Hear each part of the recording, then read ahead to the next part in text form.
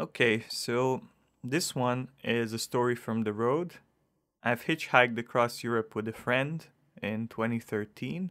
You can hear more details about the whole thing in episode 32, as well as an interview that I've given, which I've released between episodes 47, 48 for the Radical Personal Finance podcast.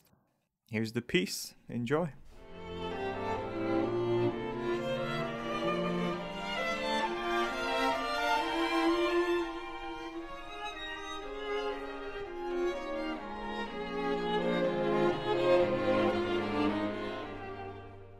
What have you got?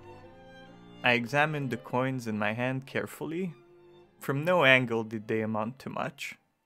About €7 or so. You? 120, Laszlo said curtly. The Viennese morning light was harsh.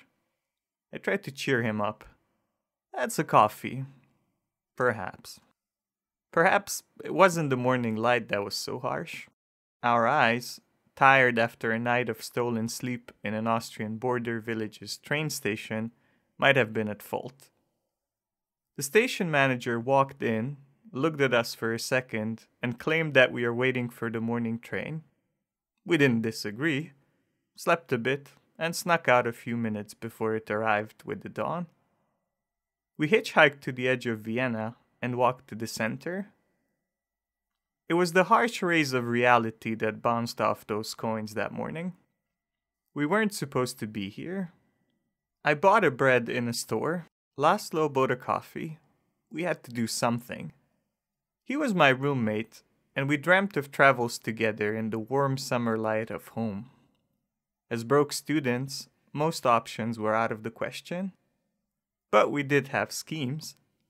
Selling postcards, busking, drawing caricatures, selling retro photographs.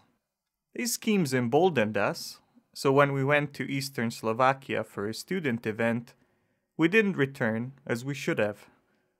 Young and free of academic responsibilities for the first time, we set out west on a whim. We'd travel on the car seats of strangers and sleep on their couches. It was autumn and cold, and we were a few decades late for this sort of adventure, as hitchhiking had peaked, maybe in the 80s. But it didn't matter. Now we found ourselves with no postcards, no instruments, no camera, no drawing skills, and €7 between the two of us, minus the price of the bread. We weren't, however, alone. A miserable-looking old woman sitting on a narrow storefront ledge. A man accosting passerbys, a tall man with a horsehead mask going around with a plastic coffee cup. They would be our new co-workers. We had found our calling. First we tried begging with a cup, but as we only had human heads, financial abundance eluded us. We needed our own competitive advantage. We picked up spare packing paper from a bakery and a free pen from a newsstand. This paper would make a sign. On the first line, we wrote, "For beer." That was a lie, however, so we crossed out the beer. The second line simply said train.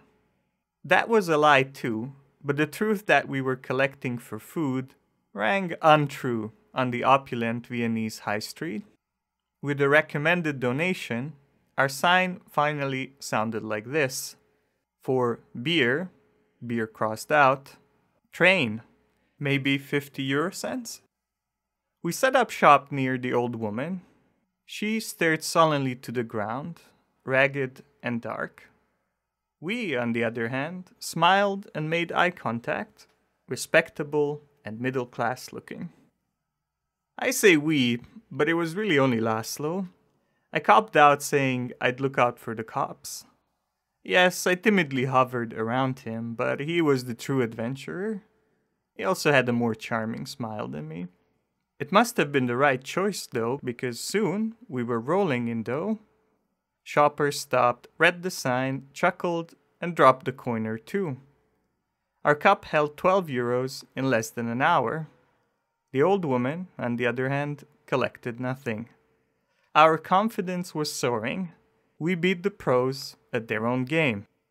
And then a young, well-dressed Eastern Asian woman approached with her purse wide open. She stopped in front of us.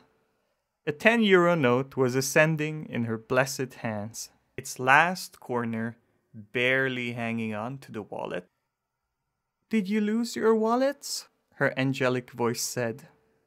"No," I replied with an apologetic smile. "We just don't have money." "Why travel if you don't have money?"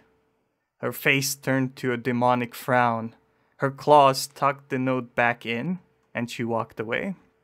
Our spirits broken, we beat a retreat. A bit later, savoring our very own 1 euro cheeseburger and someone else's leftover fries, our thoughts settled. We did look fashionably distressed for a while, but we couldn't hide our genuine need for too long, and Charity's fickle gaze found us out too. Few people want to help someone who actually needs help.